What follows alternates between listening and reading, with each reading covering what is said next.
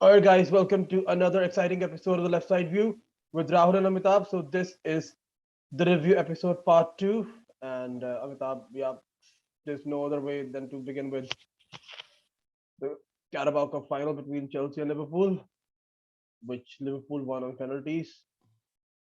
It was nil-nil after 2 hours, after 120 minutes. That's when it went to penalty shootout, and all the Liverpool players scored, including the goalkeeper, except our goalkeeper, who came on just before the game ended, especially for the penalties. But yeah, Liverpool are the Carabao Cup winners. Not a good result, but yeah, anything that you want to say about it? Yeah, Rahul, it becomes very difficult for us to be objectively critiquing a match when Chelsea is involved, and especially in a final when we lose. So, yeah, let's try and do our best. High octane stuff, absolutely delightful final. Both the teams played their hearts out. Um, Everybody ran themselves to the ground, and the keepers, Kelleher and Mendy, they made some fantastic saves. Unfortunately, our forwards spurned easy chances with Pulisic, Havertz, even Mount. Um, you can say it was inept finishing, a bit of bad luck, whatever. And even when Lukaku and Werner came on, there's this problem of being in offside, and there's two aspects to it. Either the defensive team have played, their defensive line beautifully, or you have ventured into an offside position. And I think for us, it is the latter. Our forwards are just a little too eager when the attacking threat, looms large, and they just have to control that a little bit. Um, Again, I mean, a 10 on 10 for all the players. As far as Chelsea is concerned, Reece James came on as a substitute in the 55th minute, replacing Aspilicueta. And again, coming back after 2 months of, injury in such a match, which was being played at such a speed. Um, I'm sure he was being, prepared and trained for this match itself. He could have maybe featured in one of the matches in earlier weeks, but this was the target. And I mean, yes, we just, came face to face to what we were missing. One thing that I'd like to speak about is the Naby Keita Chalobah foul. Um, how that did not merit even a yellow card is absolutely beyond me. Yes, the foot of both the players were a little high, but the fact is one player reached the ball before the other. And had it been, let's say, a striker and a goalkeeper going for the ball, and the striker touches the ball in whatever direction towards the goal, away from the goal, and then the goalkeeper catches him, it's always a penalty.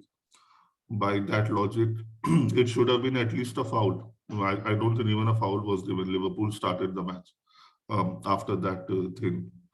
And Chalobah had to get some stitches, but still again played like a warrior. Silva, he got winded in the initial minutes of the match, and then I mean he's so assured.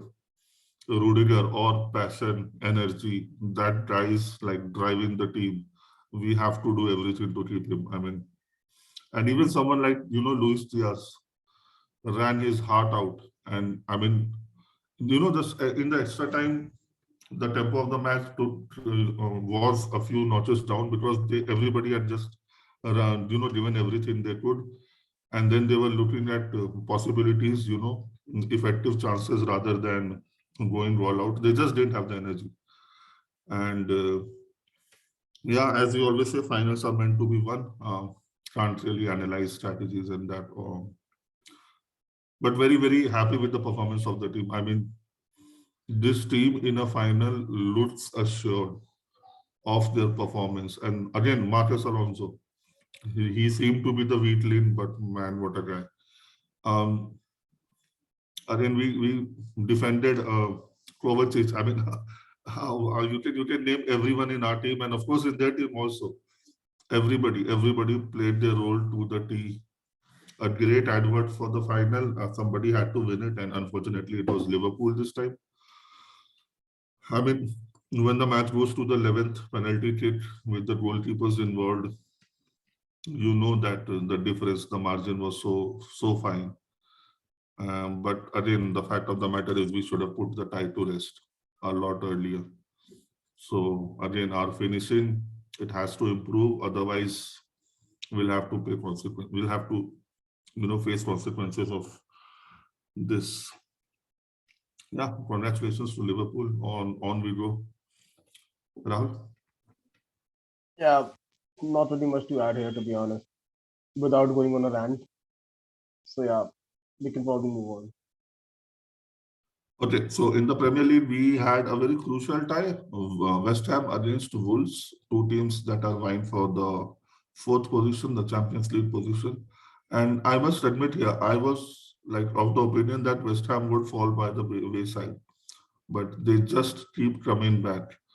Again, 1-0 win at home. Thomas Suchet scoring a goal in the 60th minute, and once they got the lead, they sort of contained Wolves.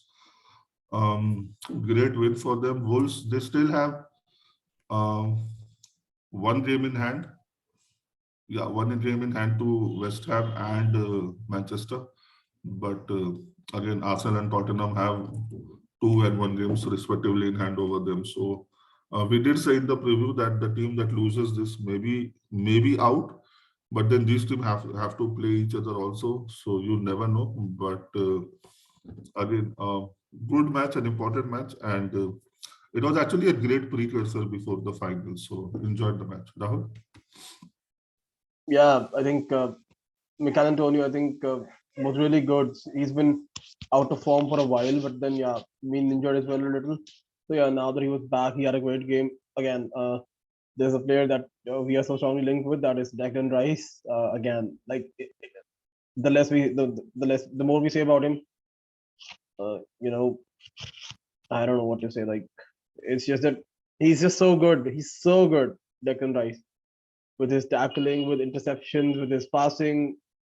An actual N'Golo Kante long term replacement that guy is. And yeah, I think maybe West Ham again didn't really have any midweek games, so they Moyes just knew what they were into. They just wanted to get the job done here, and yeah, already Wolves, we talked about them that they already had a game wherein they lost. So two losses in London in a row now. First they lost to Arsenal in the middle of the week, and now they lost to West Ham.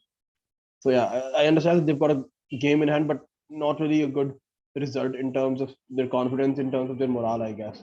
Whereas West Ham will be like, if they have managed to beat Wolves, who have been so good defensively this season, then they've actually got a chance, of uh, finishing the top four at least, a Europa League place at least. So yeah, a good result, a great game, a proper Premier League match. Yeah. Yeah. So we can move on to La Liga now. The first match was Villarreal against Espanyol. Now, Villarreal has won the match 5-1. Jeremy Pino scoring 4 goals. Now, with this win, Villarreal have actually put themselves in contention for the top four. They are 3 points away from Barcelona and Madrid. Barcelona have played a game less, and they are 4 points behind Betis. So again, when these teams meet in the future, and of course, or one of them stumble, and there are still 12 match days to go, 13 for Barcelona. So there is this opportunity that they can, sneak in right now. So that is good for competition. Otherwise, and dominating display. 4 goals for Pino, good for him. Rahul? Yeah, I think there's just nothing that a team can do when a man is possessed, I guess, which Jeremy Pino was. I mean, the 19-year-old is, I think it's the first time that a player has scored 4 goals for Villarreal. Not even someone like Diego Forlan could do it. So, yeah, I mean, again, not really much of a chance, that Espanyol stood uh, when you have a player in such form on that day. And again, I think they just did what they needed to do. I think the biggest losers would not be just Espanyol. I think that would be Real Betis, in my opinion. We'll talk about their game later, but yes, I think Villarreal, they firmly established themselves as uh, someone who can actually finish in the top four.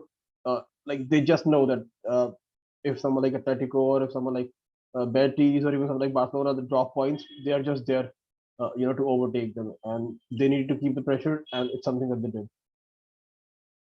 Yeah, in fact, the first three goals was, a perfect hat trick for Pino. So good on him. And yes, if someone slips up now, I think Villarreal will be there or thereabouts.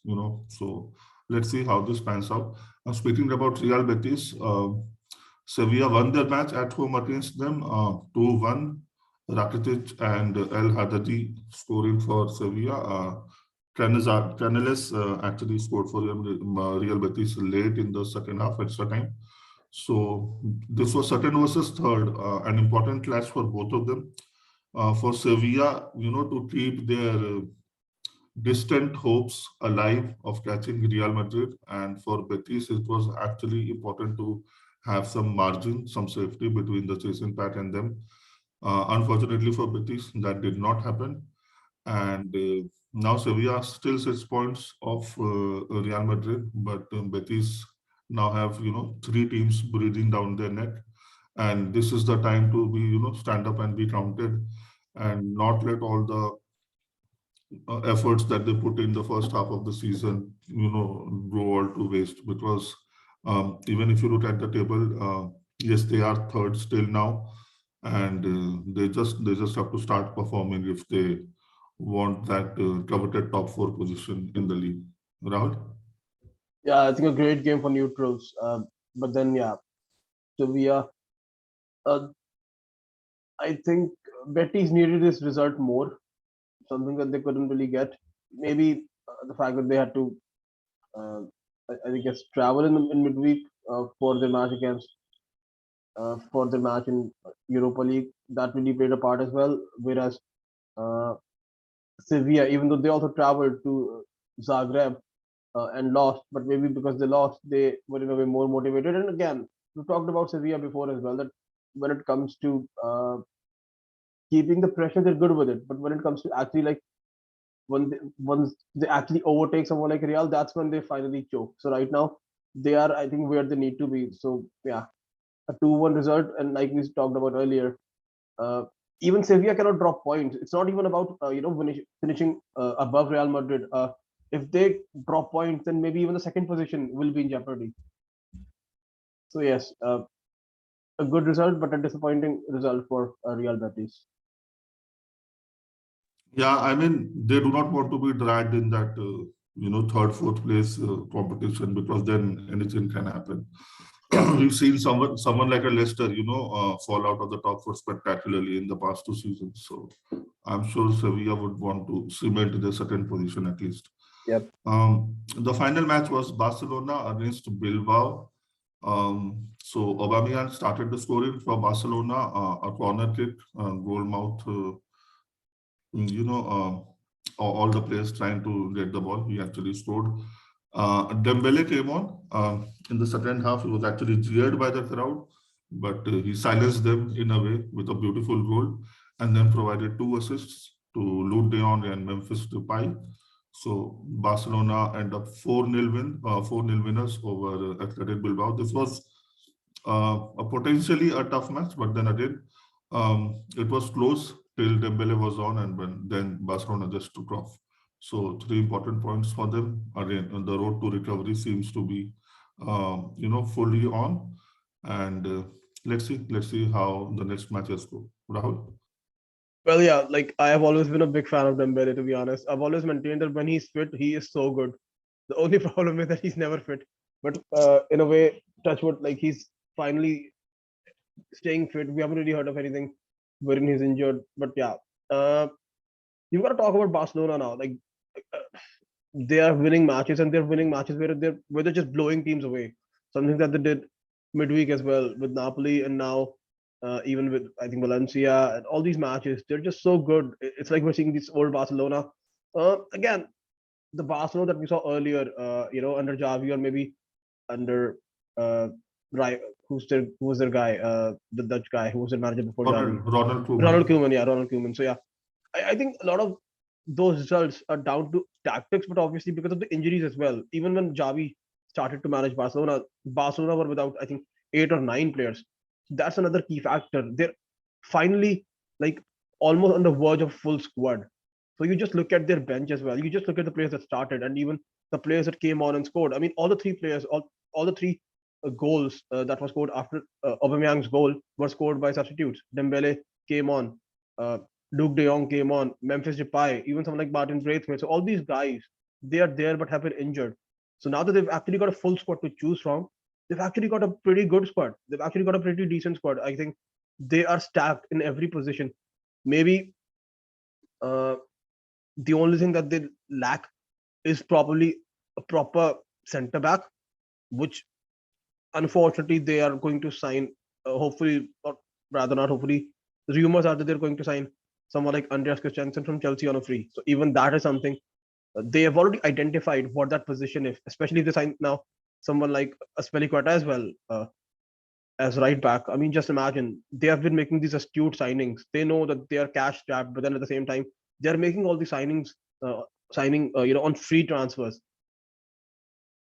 But yeah, I think Barcelona is so good right now. But with the same logic, I just hope that if there is any truth to the rumors of Chelsea going for someone like Usman Dembele, I would love to see someone like him. I think our squad is crying for someone like him, someone who's just so naturally talented. Even I remember Thomas Tuchel was asked in an interview of a player, who that he worked with and who's so naturally talented, and instead of saying someone like Neymar or Mbappe or anybody else, the name that he took was Usman Dembele.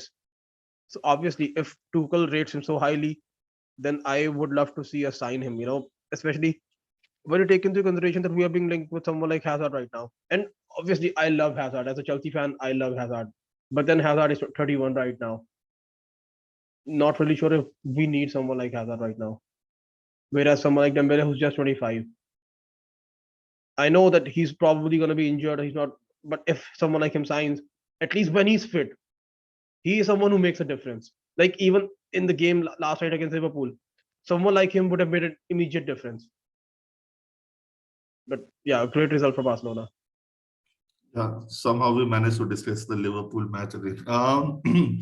Okay, so again, his injury record is something that puts me off a little bit, because the fact is, even if it's a free transfer, he's not going to come cheap. And then do we take that chance, because we've already taken chances that have sort of backfired of late? Um, Again, let's see what happens. If he joins us, then all the best. If he doesn't, I won't lose a lot of sleep, frankly. So we move on to the next league, that is the Bundesliga. Bochum, fresh off the victory of Bayern Munich, now faced Leipzig. Again, close, tense affair. Again, Leipzig had a match on Thursday, so just 2 days recovery time. Christoph Nkunku scored the winner in the 82nd minute, and Leipzig turned out to be 1-0 victors in this match. Rahul? I mean, yeah, like we talked about this earlier, but we'll talk about it again. I think ever since the winter break, Leipzig have come back and they are a team possessed. They are, I think, probably the most informed team in the Bundesliga right now. I think they only lost against Bayern. Other than that, they've been on a tear. So yeah, I think they could actually finish third this round if they go this way. Maybe even second. You never know if Dortmund continue to drop points. If Leverkusen, who are again hit and miss, whereas if Leipzig keep performing like this on a consistent basis, then they could actually even finish second. Another late goal, I think, in the 70th minute, and another goal from Christopher Nkunku, who just cannot stop scoring. He's having his breakthrough season. He's actually put someone like Andre Silva, on the bench, who scored, I think, 6 goals in seven uh, when Tedesco took over. So there are, again, so many options. He's just found the balance. And again, it's like, because they're playing well, we're appreciating them. But then it makes sense, right? If it's working, then why not appreciate them? Uh, and it's a fresh change in a way to see just Bayern blowing teams away and getting all the victories. So yeah, it's fresh change because we just know that Dortmund are not that team, are never going to be that team. At least with Leipzig, you probably still have some hope. In fact, yeah, I kind of feel like now that if any team can actually ever challenge Bayern in the Bundesliga, it's going to be Leipzig. It's not going to be Dortmund.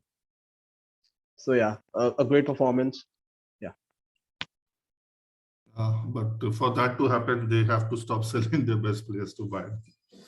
Um, yeah, so right now Dortmund are on 50 points from 24 matches. Leverkusen, who also won the match in the weekend, are on 44, and Leipzig are on 40. And we have to be cognizant of the fact that in this league there are a total of 34 matches to be played. So can these two teams, Leverkusen and Leipzig, overturn 6 point and 10 point deficit over Dortmund? I don't know if they'll be playing against each other. So that is something that we have to see. Speaking of Dortmund, yes, they had their match also yesterday against Osberg.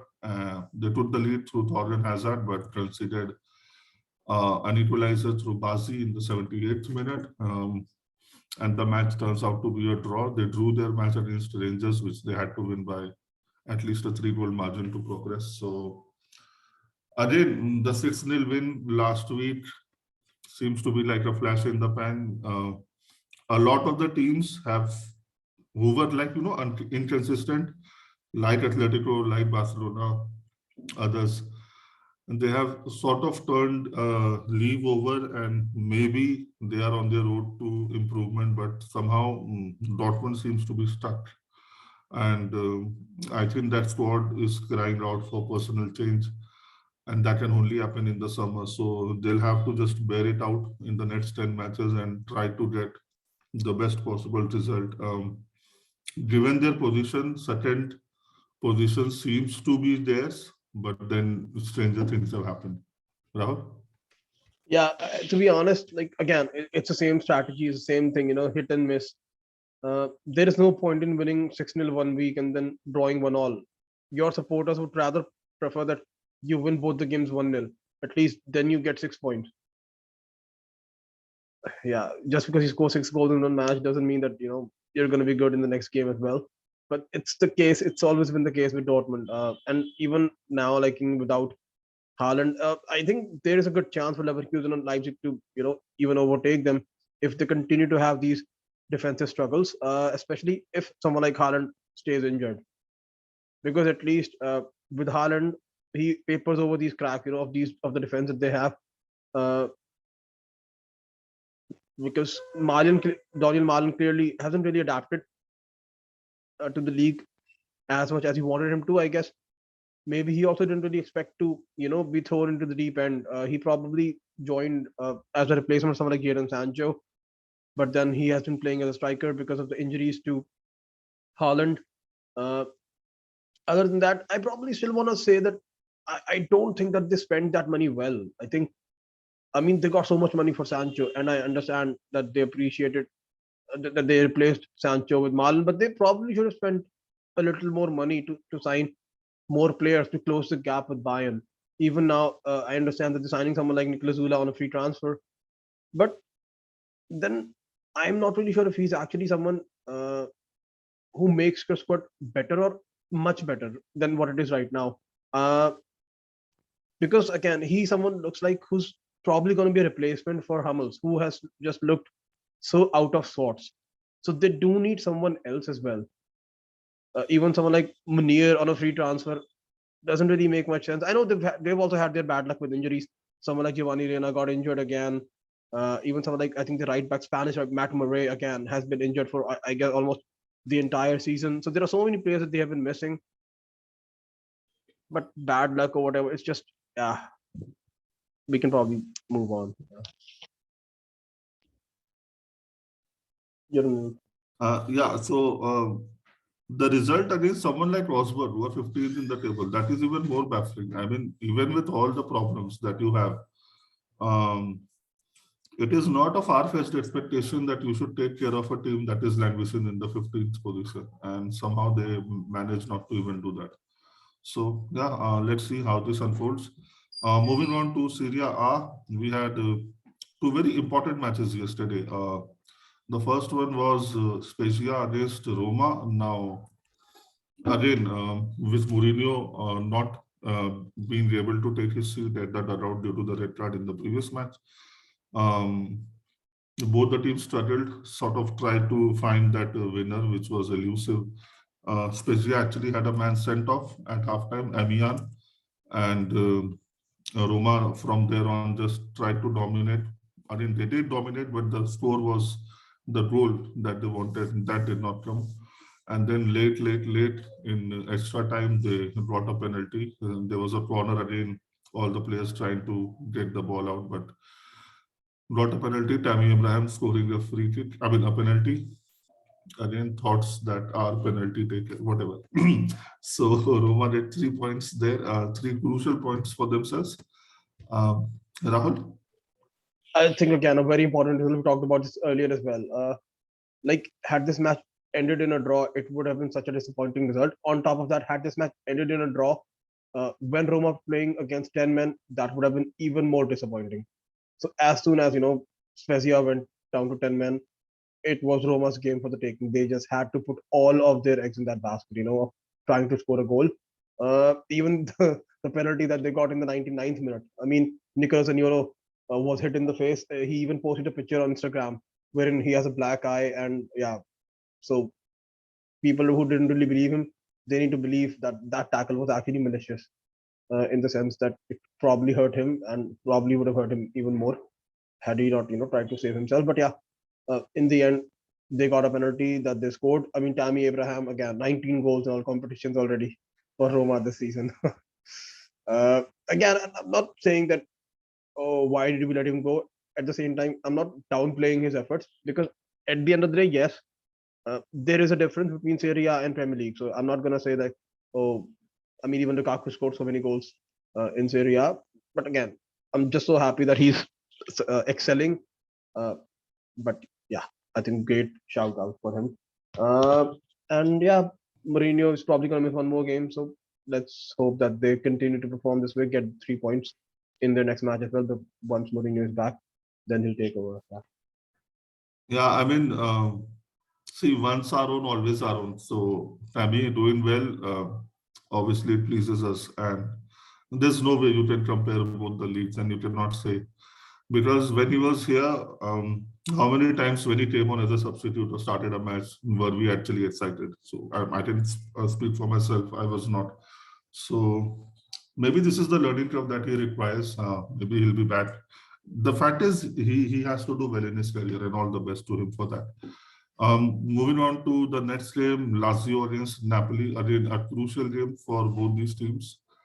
Um, Napoli, who were dumped out of the Europa League in the midweek by Barcelona. Now they were away. Even Lazio was dumped out, but the chances of Lazio being, going out was a little higher.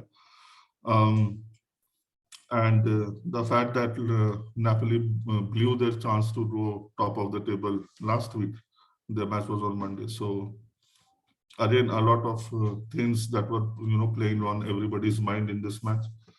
So Lorenzo Insigne, who actually was booed and hissed during his performance and substitution against Barcelona, he opened the scoring for Napoli, and again, Lazio just upped the pressure. They finally got a goal through Pedro in the 88th minute, and maybe it seemed like it would be a draw. But then Serie A, lo and behold, it did not. Fabian Ruiz, absolutely wonderful strike, 94th minute. And now Napoli are heading the table of Serie A. Rahul? Yeah, it looked like dull 1-0. But then how wrong was I?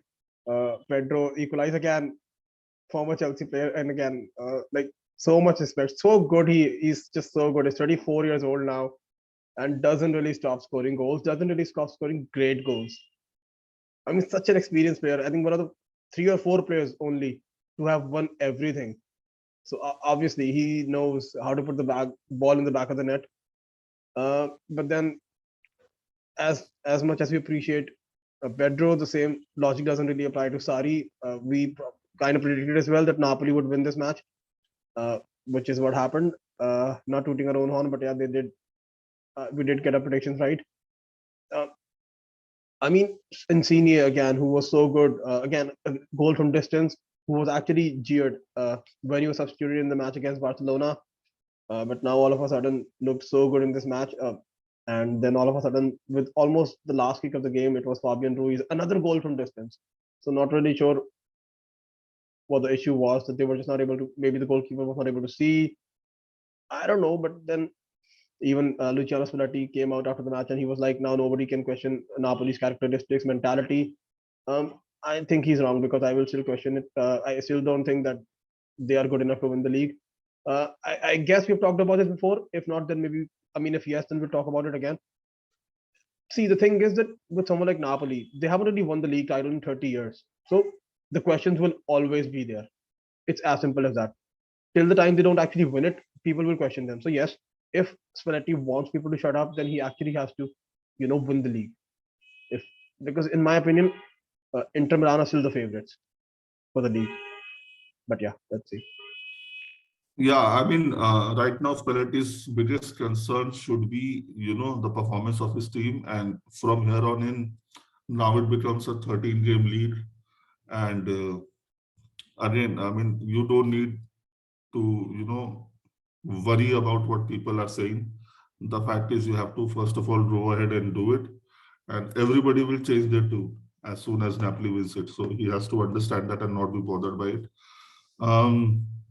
I think with the current Serie A table, with Juventus on 50, Milan and Napoli on 57, and Inter on 55 with a game in hand. So even if, let's say, Inter win that match, they'll be on 58. And with 11 matches to go, a couple of weeks of results, and maybe Juventus can be in the fray as well. So yeah, let's see how that pans out. I mean, yeah. Again, yes, I please. mean, sorry, go ahead.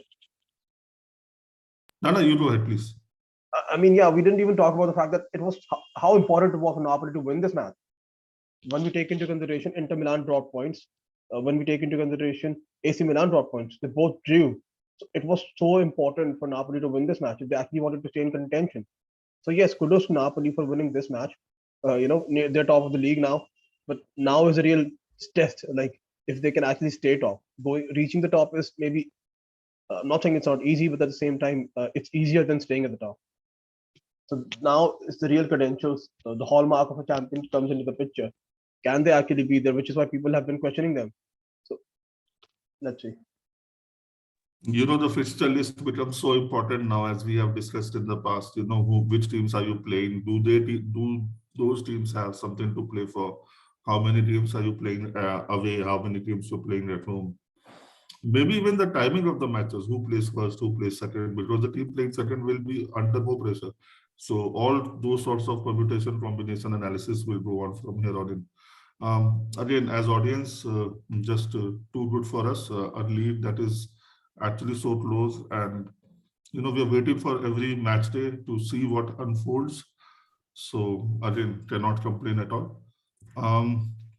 With that, there will not be a lot of matches in the week.